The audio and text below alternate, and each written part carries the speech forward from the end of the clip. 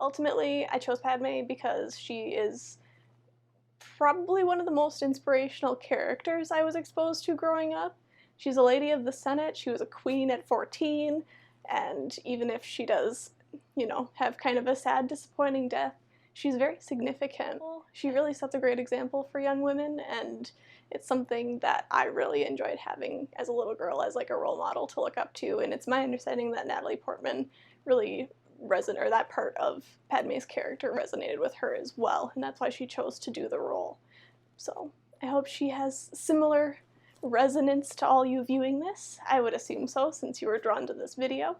But drop down in the comments, let me know if there's somebody else from the prequels you think that, deserves a little more attention, or tell me why you like Padme as well, because she's close to my heart, and I hope she is yours too. Also figured I could show off my Empire Strikes Back shirt. So I'm going to go ahead and start off with a similar face that I did in my prior video. I'm going to be doing my naked skin in fair for concealer in any kind of specific spots, like I've got some breakouts coming through here. I'll also pull it underneath my eyes just to make sure everything looks really bright and fresh. I'm going to use actually a lot of Urban Decay products today, but I've got the Naked Skin highlighting fluid as well in the shade Sin.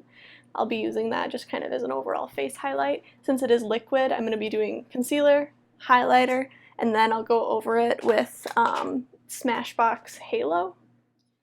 After I go in with the powder foundation, I do have actually, I'm glad that I talked about it because I would have forgotten to do it. I've got this Clinique, they call it a chubby stick, moisturizing lip color balm. I'm going to use that as my blush and lip color today. So I'll put that on before I put on my powder foundation. So I'll go a little bit heavier with it since I know that there's going to be some pigment on top. After that, I've got a bronzer that's powder, so that can go afterward. And then a very, very basic eye makeup, just very natural. That's, I feel, kind of the Padme thing. She's supposed to be angelic, so she is very much just like glowy, and she looks so healthy and fresh, and like she's barely got any makeup on at all, if any. So that's what we're going for today. I just said all that without my lapel mic on. So the prequels came out when first one, I think it was when I was about 5 years old. I did not get to see the first one in theaters because my dad thought it would be too scary for me. But I saw Attack of the Clones and Revenge of the Sith in theaters. In fact, I think I saw Revenge of the Sith twice in theaters, probably. So I'm bringing the concealer over my eyelids just to kind of smooth any veins or kind of cover any little fine hairs that are still there. So I know there's a lot of people out there that hate the prequels, particularly those who were huge fans of the original series. And having rewatched them in my adulthood, I understand better why they feel so cringy. As a kid, you don't think about it. I think, though, the prequels are extremely significant. Because ultimately, it makes you understand why Darth Vader came to be, how a sweet little boy like Anakin Skywalker could, or what he has to go through, and the choices he makes based on what he's been through to become the absolute terrifying menace that is Darth Vader. I also hate when people talk about Padme dying from sadness. She was a feisty lady. She would not have left those two babies. Don't believe that for a second. Palpatine totally took her last breath to give it to Anakin to make Darth Vader. Palpatine killed Padme. It wasn't just dying from sadness. He had crazy force powers that affected the life-giving nature of the Force. Padme didn't die from sadness. That's my PSA. I think this Clinique balm was honestly like a free gift, maybe? Maybe it was a birthday gift one year. It's a really nice little product, and I should use it more. But I tucked it away in my lipstick bin, not thinking about it. But I feel like I should put this in my purse, because it's just it's a really nice shade. It's in the color Super Strawberry. It goes really nicely with my skin tone, I feel like. And Padme looks very glowy. And I don't know if it's because she's supposed to be sweaty on that desert planet, because I don't know about you, but I would have been very, very dry in those same circumstances. And I have pretty oily skin, so that's saying something. But movie magic. Padme is a very close tie with Obi-Wan for my favorite prequel character. Obi-Wan Kenobi, though, especially Ewan McGregor's portrayal, like I think everybody can agree, is pretty fantastic. There we go. Am I shiny? Am I glistening? Right. And then the Smashbox Halo Foundation. You just twist this little grinder and it creates product. You can probably see some of it dropping down there. But it's nice because that way you don't end up wasting really any product. I can't tell you how many times I've spilled powder foundation all over my sink, all over my lap. I think most people have at some point. We won't talk about that. So I just like it. I feel like you've got way less risk of product waste, and that's something I can appreciate as a very cheap lady.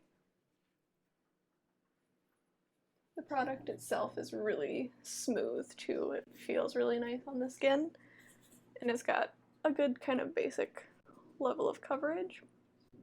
You can see though it still lets that highlight shine through, and my blush is still coming through too. So it's definitely still a very light coverage. If you're looking for more, I would say you might be able to kind of build it up, but you'd want to do something like I have here where you maybe layer with it and use a concealer for the most part, and then come in with this.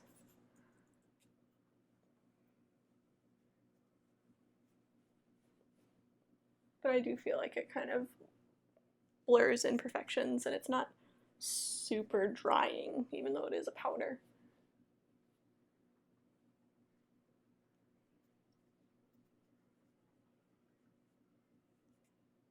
I'm sure Padme would approve.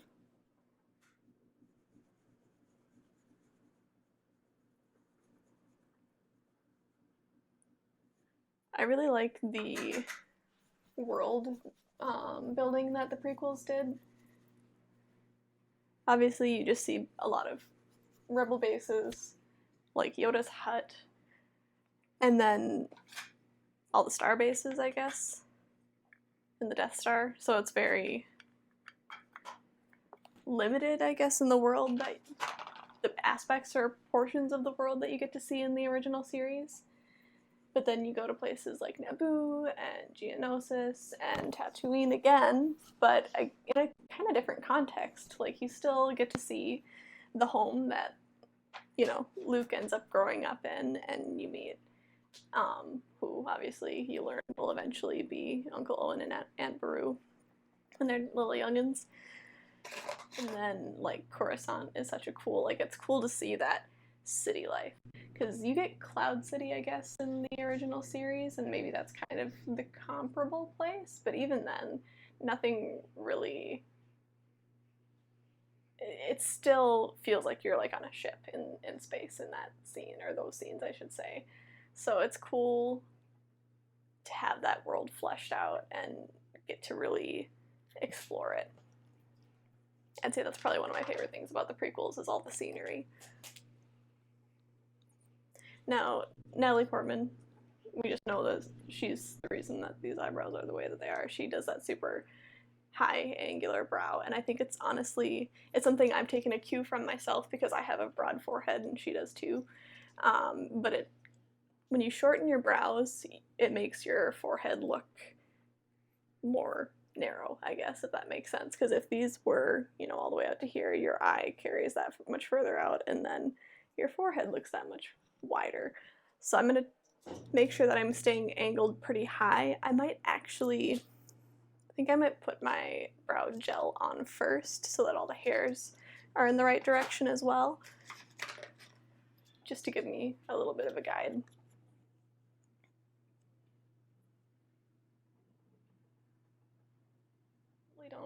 Actually, do I even need brow product for this one? I don't really think I do. I'm gonna skip the brows. We'll just do clear brow gel. Now, for the eyes, I'm going for a barely there, no makeup look. So I'm actually going to use the Naked 3 palette from Urban Decay. Correct me if I'm wrong, but I'm pretty sure this is the most popular still to date Naked palette. And I think it's just because it's got such good, like I know they look like they're cool toned or pink toned, but they really are just neutral shadows, and they go really well with most skin types.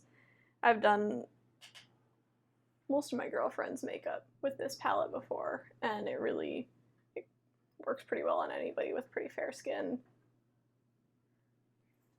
So right now I'm going in with Limit, which this is the eyeshadow that I'm going to hit pan on first in this palette. It's just a perfect crease contour. I'm going in with just the slightly darker shade Nooner. And then for the eyeliner, I've got a unique Moodstruck Precision Pencil in the shade Prim.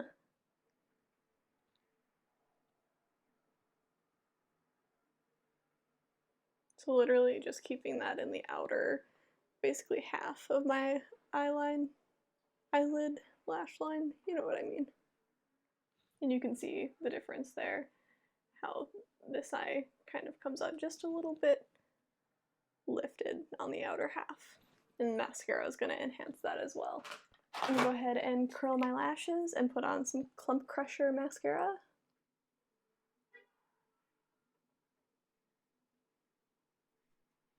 Also, I think Revenge of the Sith is still my top Star Wars episode. I really, really love that movie. It's heartbreaking, but again, really the most pivotal film.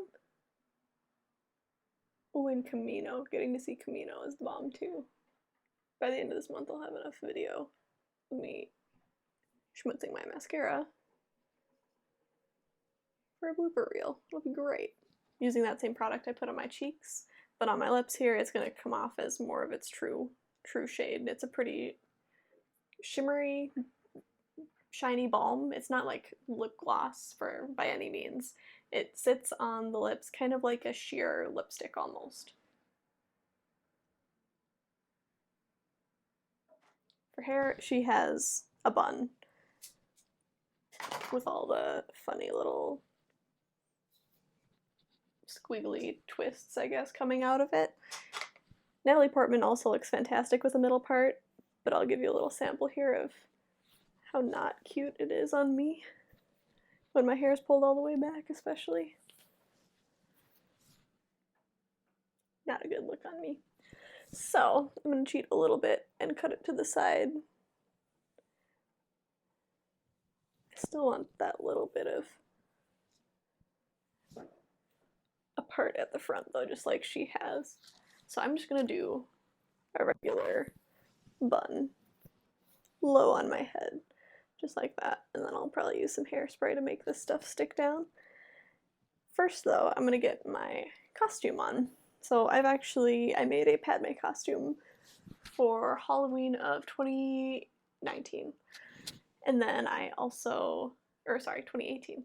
And then I was also able to wear it to Star Wars Celebration in Chicago in 2019.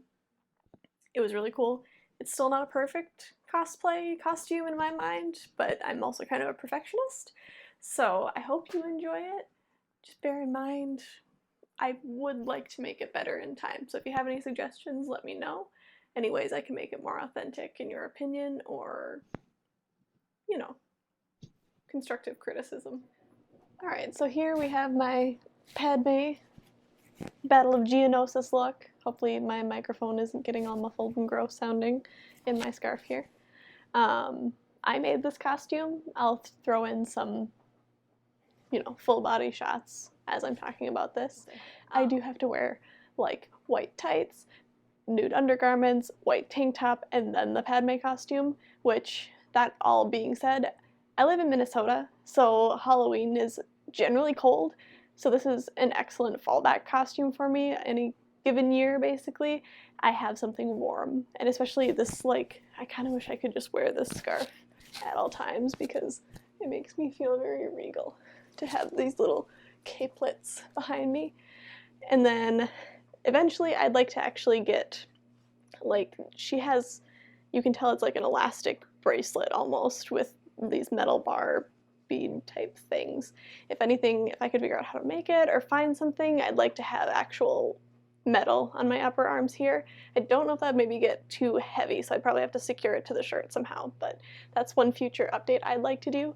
I still actually technically need to hem all the edges on these two, but since it's jersey and I know it's not going to fray, I didn't worry too much about it because it is just a costume. I only wear it under specific circumstance. I've worn it twice out, and then since then, this is really only the third time I've actually put it all together and worn it. It is one, though, that I'm really proud of, and actually here, if I take the scarf off, not all the way off because my lapel mic's in there, but you can see I added some little, like, details up at the neckline to match her costume, and then on the bust line here too, you can see there's this little zigzaggy shape. I don't know what that does other than accentuate your boobs, basically, but you know, it's fashion because it's Padme, so you gotta include the details. Again, probably not the most flattering hair look for me. I'm excited. I've got another day that I'm featuring Padme, and that one's gonna be, I think, a much more flattering look for me, but we shall see. Anywho, I'll move on to the full body shots. And before I forget, don't forget to drop a like, subscribe, check out my Instagram, check out my blog. I'll have all the products linked and everything on my blog post that goes with this as well.